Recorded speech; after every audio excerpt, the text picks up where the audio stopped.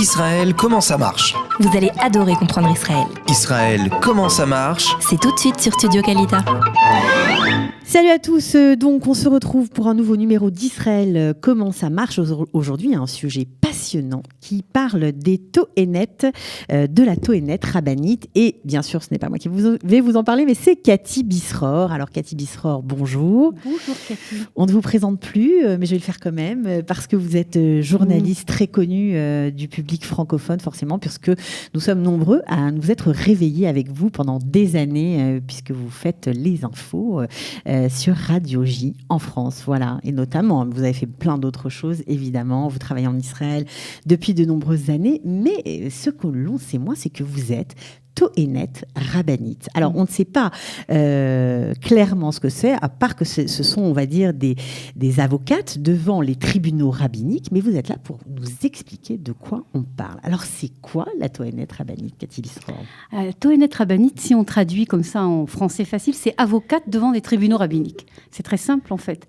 Ce sont des femmes qui représentent d'autres femmes, ou des hommes d'ailleurs, devant les tribunaux rabbiniques pour tout ce qui est le droit familial, le droit personnel. Alors c'est évidemment les histoires de divorce, mais il y a également les problèmes d'héritage, il y a les problèmes de reconnaissance du judaïsme, il y a les problèmes de la judéité, il y a des problèmes également de Cohen, qui est Cohen, qui n'est pas Cohen, enfin tous ces problèmes qui sont liés au droit personnel, c'est ce dont s'occupe la Tohénette rabbinite. Bon, alors, avant de vous demander comment vous en êtes arrivé là, comment vous avez été amené à pratiquer ce beau métier, on s'interroge depuis quand les femmes ont accès comme ça aux tribunaux rabbiniques. C'était pas un métier complètement interdit, un tabou pour les femmes de travailler dans ce genre de domaine? C'était exactement un tabou. Exactement ce que vous avez dit, c'était un tabou. Et la révolution, elle s'est passée il y a à peu près 20-25 ans, où des femmes ont dit, nous aussi, on veut devenir Tohénette rabbinite. Il y a des Tohen rabbinites, il y a des personnes, des hommes, qui viennent et qui défendent des femmes et des hommes. Pourquoi? C'est ça qu'on sait moins. Donc c'était une fonction qui existait et qui était purement masculine. Ça existe dans le Talmud.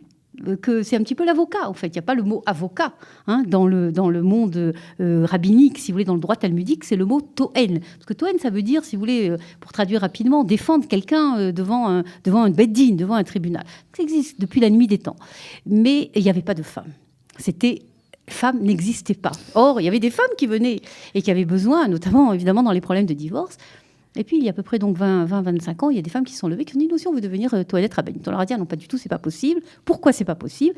Parce que Tohénette rabbinite, c'est pas du tout avocat. Il faut avoir étudié le Talmud, le Shulchan Arour, tout ce qui est le droit talmudique. Et vous n'avez pas appris. Alors, elles ont dit, pourquoi? Nous, on va aller apprendre. Non, même, il y a eu un non. Et qu'est-ce qui s'est passé, comme toujours? La Cour suprême. Ils ont fait un appel devant la Cour suprême. La Cour suprême leur a donné raison. Mais vous savez, Cathy, ce qui est passionnant dans toute cette histoire, c'est que si la Cour suprême, on le voit d'ailleurs aujourd'hui, dans l'affaire du Kotel, etc., si la Cour suprême dit il faut faire quelque chose dans le domaine religieux, mais les rabbins disent non, ça ne sert à rien. Or, dans ce cas-là, vous avez des autorités rabbiniques de premier plan, comme le rabbin Ovadia Yosef, qui a dit il y a là. C'est OK, elles peuvent devenir Tohénette rabbinites. Et donc, à partir de ce moment-là, très rapidement, se sont ouvertes des formations qui ont formé des Tohénettes rabbinites. Alors vous, personnellement, comment vous êtes arrivé là? Comment vous avez choisi de devenir Tohénette rabbinite? Après tout, vous ne manquez pas d'activité. Le journalisme est bien loin de ce genre de choses. C'est quoi? C'était une aspiration spirituelle? C'était le goût de l'étude? Oui, c'était exactement le goût de l'étude. Un peu par hasard, parce que je faisais un reportage pour une télévision du Canada sur les nouveaux métiers des femmes. Ils se faisaient un reportage dans le monde entier. Dans chaque pays, ils avaient demandé de faire un reportage quel était le nouveau métier des femmes. Et moi, j'avais été enquêtée sur les nouveaux métiers des femmes et je me suis dit, ça c'est un nouveau métier de femme, ça va être intéressant. Et donc, j'ai été enquêtée à Lidenbaum et au lieu de passer une journée de tournage, j'y suis restée 4 ans. C'est exactement comme ça que s'est passée l'histoire. Mais au début, j'avais vraiment, en tant que femme religieuse, voulu faire un petit peu un arrêt sur le journalisme et passer des études en fait toraniques, des études de Talmud, etc. Et c'est comme ça que j'ai étudié. J'ai étudié pendant 4 ans à Lidenbaum. Je dis toujours que c'était les 4 plus belles années de ma vie, parce que c'était un monde d'études avec vraiment des sommités rabbiniques, des hommes. Parce qu'à ce moment-là, il n'y avait pas. Donc ce sont des hommes qui vous enseignent. Alors ça, c'était il y a 10 ans, parce qu'il y avait très peu de femmes encore. Mais aujourd'hui, il y a de plus en plus de femmes maintenant qui enseignent, parce qu'il y a une révolution, comme vous savez, dans tout le domaine de l'étude juive, de l'étude talmudique, et les femmes sont entrées en force. Et donc, de plus en plus, maintenant, vous avez des femmes qui enseignent également. Combien il y a de Tohénettes rabbinites en Israël? Il y a à peu près aujourd'hui des femmes qui ont été formées Parce que c'est une formation qui n'est pas facile. Hein. C'est des formations qu'il faut apprendre, les Shulchan Arour, le Talmud, etc. Il y a à peu près 250, 300 femmes qui ont été formées. Il y a à peu près une centaine de femmes qui travaillent véritablement dans ce métier-là.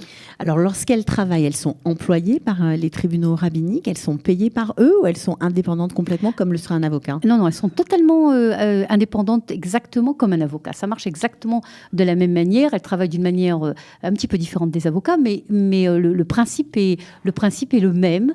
Peut-être une des différences, en tout cas en ce qui nous concerne, nous, parce qu'il y a eu 2 grandes générations, si vous voulez, de Tohenet Rabbanit. Il y a eu la première génération qui était très féministe, qui était anti-Beddin, se battre, etc. Ça, c'était la première génération. On peut comprendre d'ailleurs, parce que c'est arrivé après des années où elle n'avait pas eu l'accès. La voix au chapitre. Exactement, la voix au chapitre. Et quand moi, j'ai étudié à 10 ans, c'est un petit peu l'autre génération, d'abord des femmes beaucoup plus religieuses, et qui ont choisi de travailler en coopération très étroite avec le Beddin, et ça donne d'ailleurs des résultats. On le voit d'ailleurs tous les jours. On voit, moi qui suis beaucoup dans les Beddin, je vois à chaque fois qu'on arrive à sauver véritablement des femmes et des hommes aussi, justement parce qu'il y a une coopération étroite avec le Beddin. Alors, vous comparez beaucoup la Tohenet Rabbanit à l'avocat. Alors, quelles sont leurs différences? Alors, il y a beaucoup de différences, d'accord ? D'abord, la formation est totalement différente, puisque la formation d'avocate est une formation strictement juridique. Dans certaines universités, il y a un accès au droit talmudique, mais c'est très, très rare. Alors que la formation de Toen ou Tohenet Rabbanit, c'est une formation qui est en exclusivité une formation complètement toranique. C'est l'étude du Shulchan Arour, l'étude du Talmud.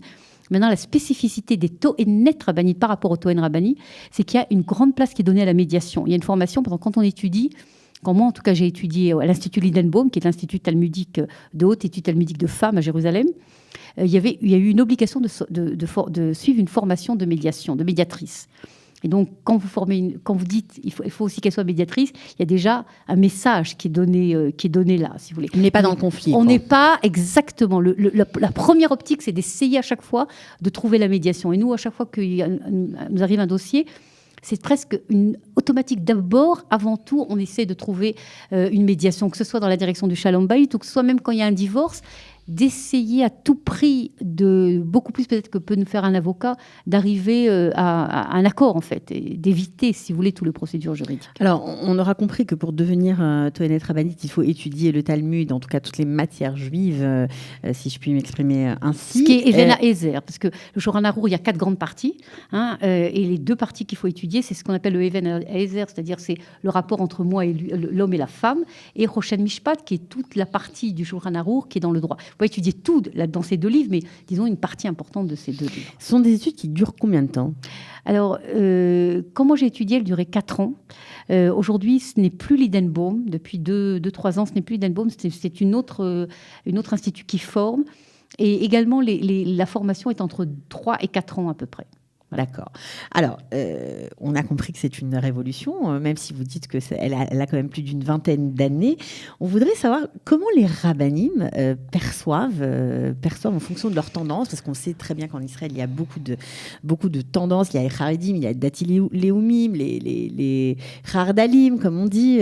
Comment c'est perçu cette fonction de cette femme qui vient et qui aide, qui fait de la médiation au sein d'un couple et au sein du Beddin?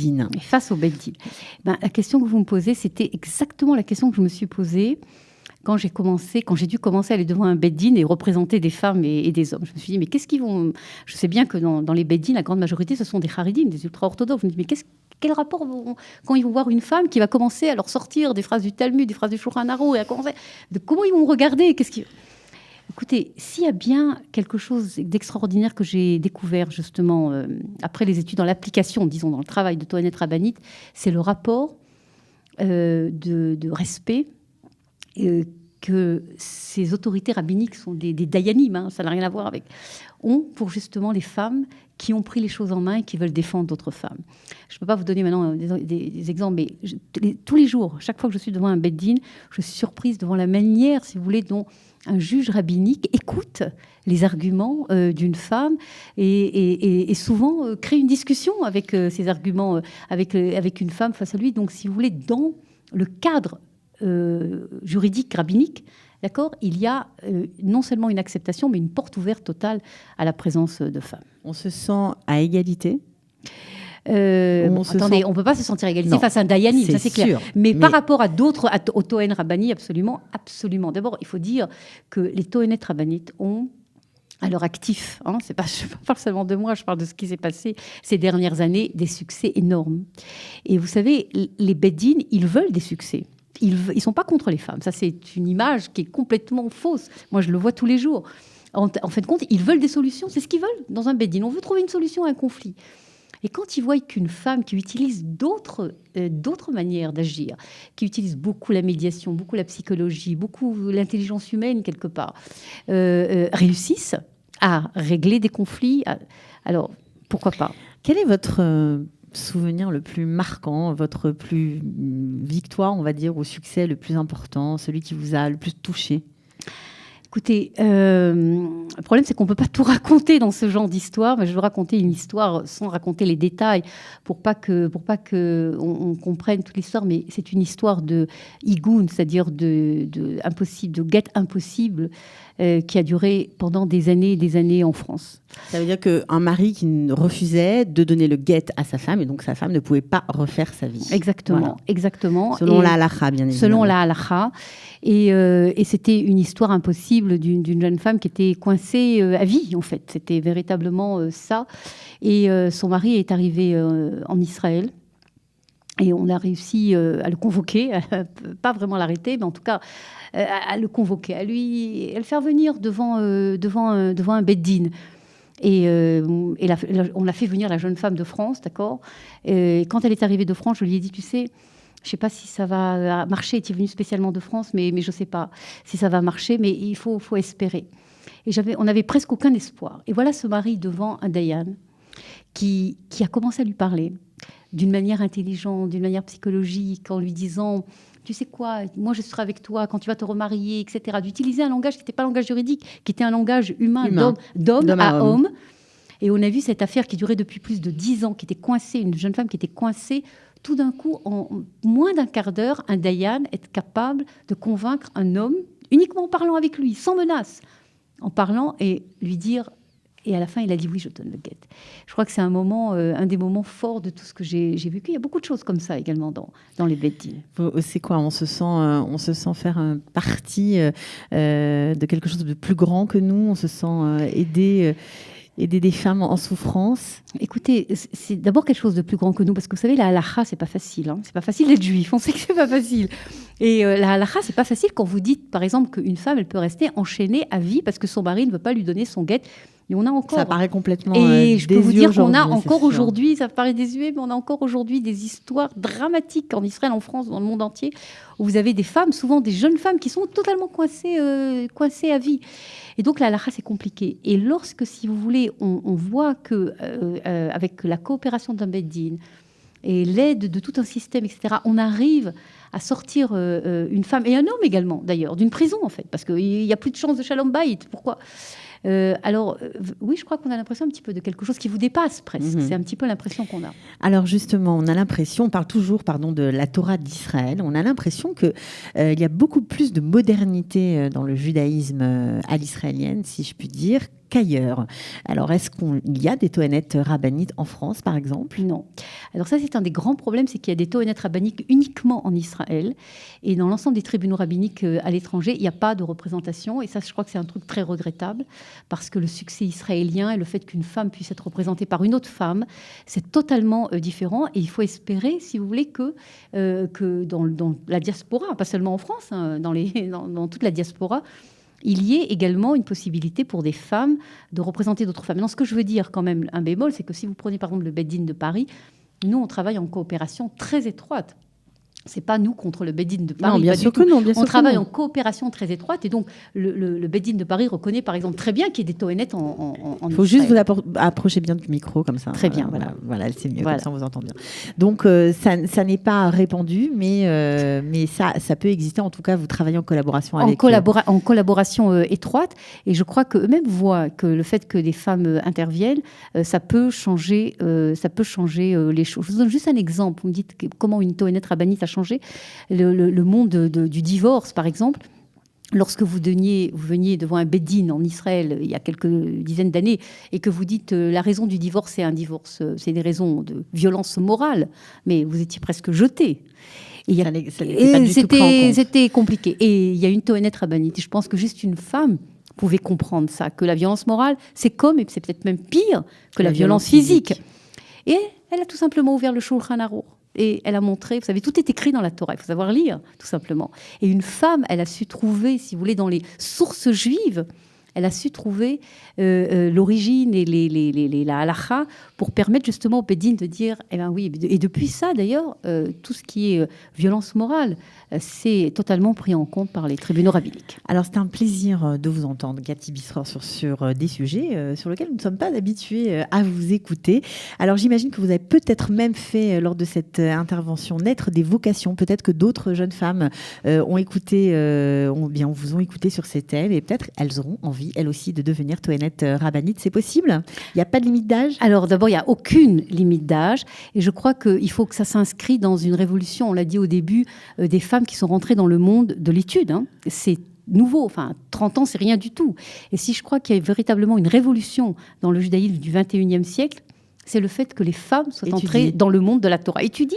Et donc, pour étudier Tohénet rabbinite, pour étudier aujourd'hui Yoetzet Halakha, conseillère en Halakha, etc., etc.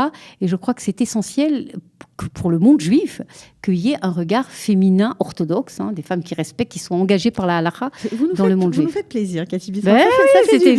C'est pour ça que je suis venue, Cathy, pour vous faire plaisir. Voilà, le monde juif orthodoxe a aussi d'autres voix. D'autres voix VOIES et X également. Exactement. Voilà, et ça fait plaisir. Merci beaucoup, Cathy Bisror, et à très bientôt. Israël, comment ça marche? Vous allez adorer comprendre Israël. Israël, comment ça marche? C'est tout de suite sur Studio Kalita.